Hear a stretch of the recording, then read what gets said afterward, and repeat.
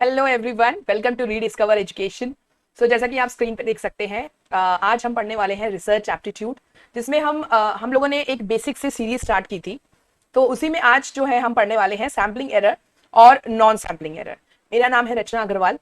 जो पहली बार मेरे इस चैनल से जुड़ रहे हैं उन्हें मेरा इंट्रोडक्शन आप देख सकते हैं। मेरी डिग्रीज है, इंजीनियरिंग किया है मैंने, एमए साइकोलॉजी है, बीएड और एमएड है। मैं गोल्ड मेडलिस्ट रह चुकी हूँ अपने एमएड में। और साथ ही साथ मैंने जेआरएफ क्वालिफाई किया था 2022 में with 80% marks in education subject.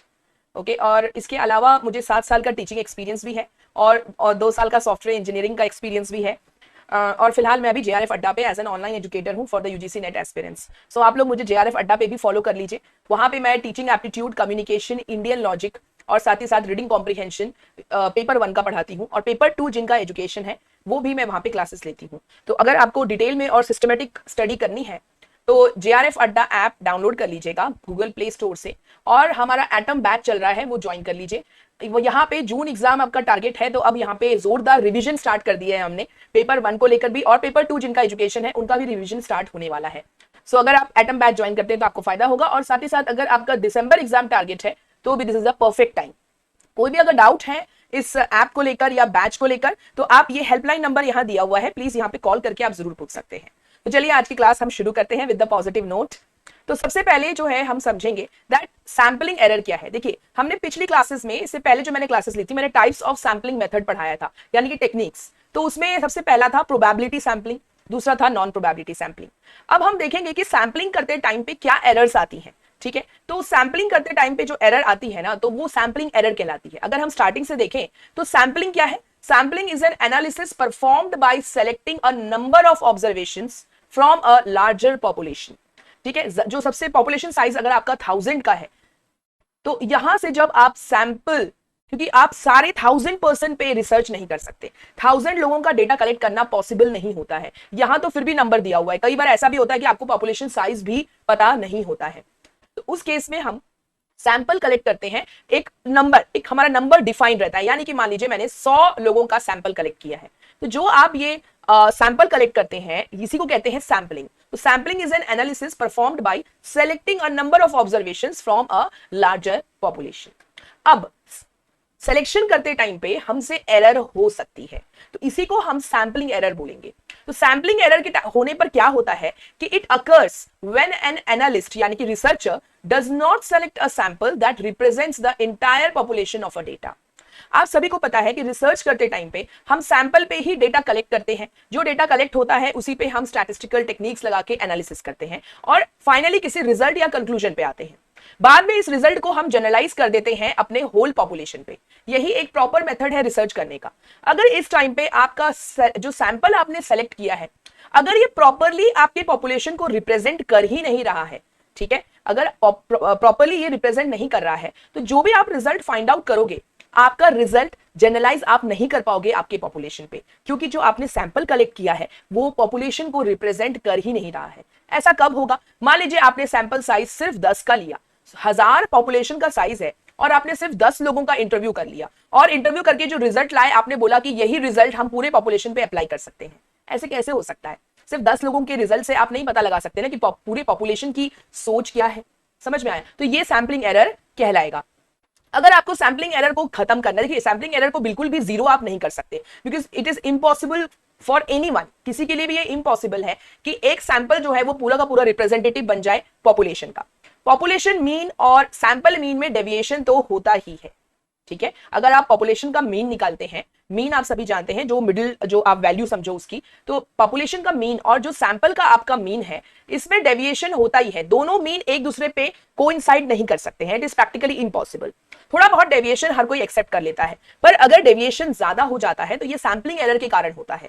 जब आपका सैंपल मीन और डेविएशन और पॉपुलेशन मीन में ज्यादा डेविएशन आ जाए, इसका मतलब यह है कि जो आपने सैंपल सेलेक्ट किया है this is not representing your population.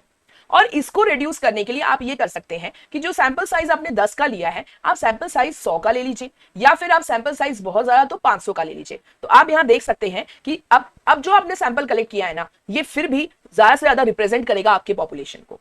तो ये एक सबसे बोलते हैं बेस्ट वे है, आप सैंपलिंग एरर को रिड्यूस कर सकते हैं by increasing the sample size. As the sample size increases, the sample gets closer to the actual population which decreases the potential for deviation from the actual population. Okay, so I hope आपको यहाँ पे sampling error समझ में आ गया होगा। अब हम देखते हैं टाइप्स ऑफ सैम्पलिंग एरर, कितने टाइप के होते हैं सैम्पलिंग एरर। सबसे पहला टाइप है पॉपुलेशन स्पेसिफिक एरर। अब ये तब होता है जब हमारा रिसर्चर नादान है, उसे पता ही नहीं है कि हम किसका सर्वे कर रहे हैं, हमारा टारगेट पॉपुलेशन कौन सा है। तो ये क्या हो गया, पॉपुलेशन स्पेसिफिक एरर। और ये तो मतलब समझिए कि कोई न्यूली रिसर्चर आया है उसके साथ ये प्रॉब्लम हो जाती है। उसके बाद दूसरा आता है सिलेक्शन एरर। सिलेक्शन एरर तब आता है कि मान लीजिए जो आप जिस पार्टिसिपेंट्स पे सर्वे कर रहे हैं वो खुद ही आके आपके सर्वे का आंसर दे रहे हैं। आपके सैंपल में जितने लोग हैं, मान लीजिए 100 का आपका सैंपल साइज है, उसमें से कुछ 25 लोग हैं जो अपने आप आके सामने से आपको सर्वे दे रहे हैं, बाकी लोग आपको कोई रिस्पॉन्स नहीं दे रहे हैं। तो यहाँ पे जो है अगर आप इस सिर्फ 25 लोगों के डेटा जो कलेक्ट आपने किया उसमें अगर आप रिजल्ट फाइंड आउट कर लोगे तो वहां पे हो जाएगा एरर। सो ये कहलाता है सिलेक्शन एरर। ठीक है, यानी कि सिलेक्शन करने में आपका एरर हो गया है। उसके बाद आता है sample frame error. Sample frame error ऐसा होता है, देखिए सैंपल फ्रेम को समझना पहले जरूरी है। आप सभी जानते हैं ना फोटो फ्रेम होता है ना, उस फोटो फ्रेम के अंदर हमारे फोटोग्राफ होते हैं। ठीक है, उसी तरह से सैंपल फ्रेम है। सैंपल फ्रेम मतलब ये होता है कि जो पॉपुलेशन है उसकी सारे एलिमेंट्स, सारी प्रॉपर्टीज आपके सैंपल में भी हो। ठीक है, और अगर वो सारे एलिमेंट्स मौजूद नहीं है तो आपके सैंपलिंग फ्रेम में गड़बड़ है।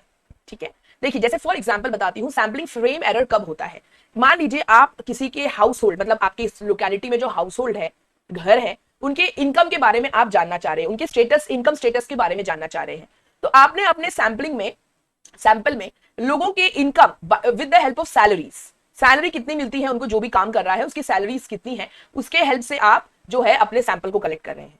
लेकिन हो सकता है कि किसी घर में सैलरी के अलावा भी एक्स्ट्रा इनकम हो रही हो, कोई साइड बिजनेस हो या फिर कोई यूट्यूबिंग या व्लॉगिंग कर रहा हो, वहां से पैसे कमा रहा हो, और आपने वो चीज अपने सैंपलिंग में डाला ही नहीं, सैंपलिंग फ्रेम में डाला ही नहीं, सिर्फ सैलरी के बेस पे आप कर रहे हैं हाउस होल्ड इनकम का सर्वे। तो यहाँ पे गड़बड़ हो जाएगा, यहाँ पे सैंपलिंग एरर हो जाएगी, and that is due to the sampling frame error. क्योंकि जितने एलिमेंट्स थे पॉपुलेशन के, उनके इनकम सोर्स बहुत सारे हो सकते हैं, आपको सारी चीजें इंक्लूड करनी चाहिए थी, लेकिन आपने सिर्फ सैलरी कितनी मिल रही है उसके हेल्प से आपने अपने सैंपल में वही एक एलिमेंट डाला। तो यहाँ पे सैंपलिंग फ्रेम एरर हो जाएगी। Sampling frame error occurs when a sample is selected from the wrong population data. Wrong population data, population का जो गलत डेटा है वहां से आपने सैंपल जो है सेलेक्ट कर लिया, है ना। तो ये हो जाते हैं types of sampling error. I hope आपको यहाँ पे ये टाइप्स ऑफ सैंपलिंग एरर समझ में आ गया होगा। अब हम आते हैं नॉन सैंपलिंग एरर पे। तो ऑब्वियसली नाम से ही समझ में आएगा कि सैंपलिंग एरर के अलावा, सैंपलिंग करते टाइम जो एरर होती है उसके अलावा अगर कोई भी एरर हो और आपकी स्टडी को इफेक्ट कर रहे हैं तो वो सारे एरर जो है नॉन सैंपलिंग एरर में आ जाते हैं। तो sampling, non sampling error is an umbrella term which comprises of all the errors other than the sampling error.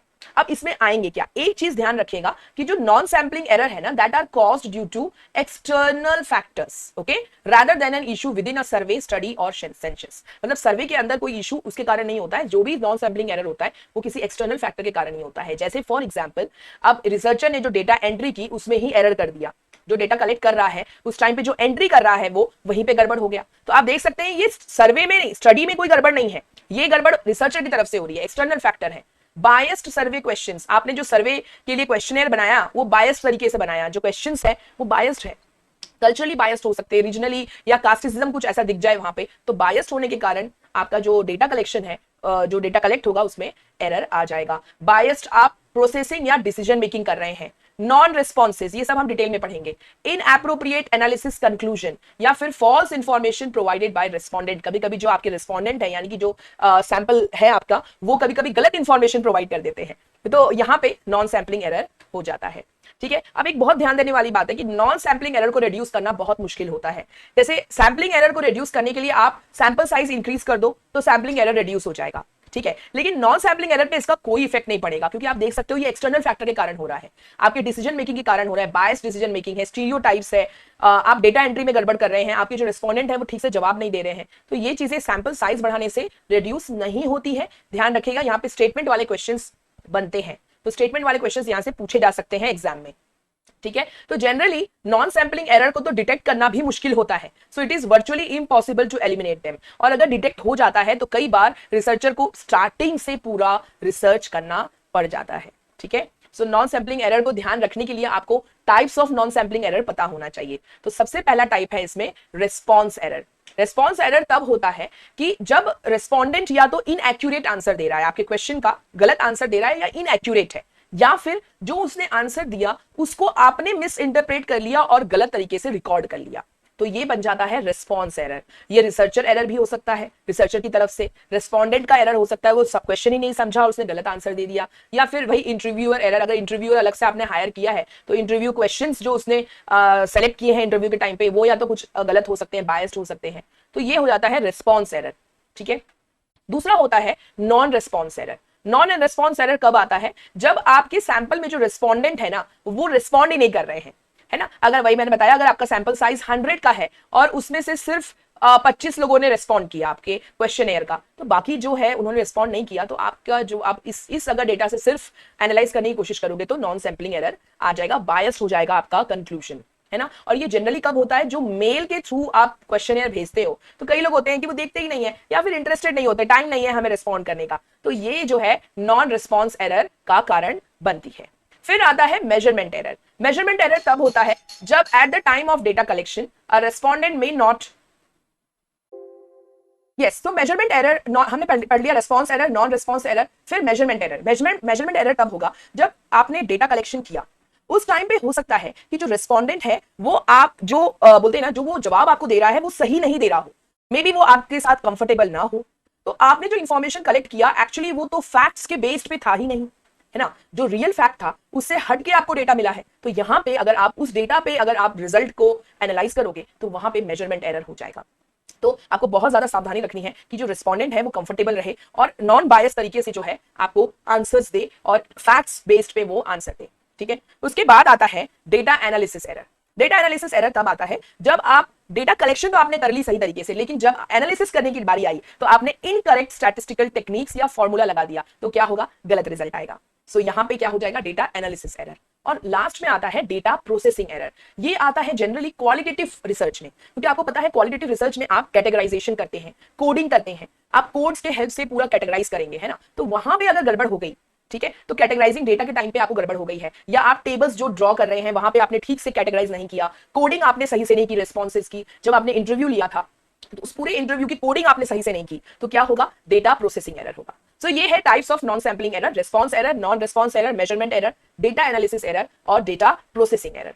सो यहाँ पे हमारा जो है सैम्पलिंग और नॉन सैम्पलिंग एरर होता है खत्म। आप यहाँ पे जिस्ट देख सकते हैं sampling error, because the sample is not the whole population. Non sampling error क्यों हो रहा है? या तो पुअर सैम्पलिंग मेथड है, आपके क्वेश्चन एरर में कुछ एरर है, बिहेवियरल इफेक्ट्स है, जो रिस्पोंडेंट है वो ठीक से बिहेवियर आपके साथ नहीं कर रहे, या फिर आपको आंसर्स जो है वो सही नहीं दे रहे हैं, आपके साथ कंफर्टेबल नहीं है, तो ये सारी चीजें नॉन सैम्पलिंग एरर क्रिएट करेंगी। तो आई होप लर्नर्स आपको आज का सेशन अच्छा लगा होगा और सैम्पलिंग और नॉन सैम्पलिंग एरर आपको डिटेल में समझ में आया होगा। अगर आपको वीडियो अच्छा लगता है, अगर आपको मेरा एक्सप्लेनेशन अच्छा लगता है, तो प्लीज ज्यादा से ज्यादा शेयर करिए अपने फ्रेंड्स को और इस चैनल के बारे में बताइए जो एक्सक्लूसिवली यूजीसी नेट और सेट एग्जाम्स के लिए मैंने क्रिएट किया है हेल्प करने के लिए, और सब्सक्राइब जरूर करिएगा अगर वीडियो अच्छा लगा हो तो। Okay, so thank you so much for joining this session and appreciating मी। और आपको कोई भी अगर चेंजेस चाहिए या कुछ नया पढ़ना है तो कमेंट सेक्शन में जरूर कमेंट करिएगा। क्लास कैसी लगी ये भी कमेंट करिएगा। Thank you so much.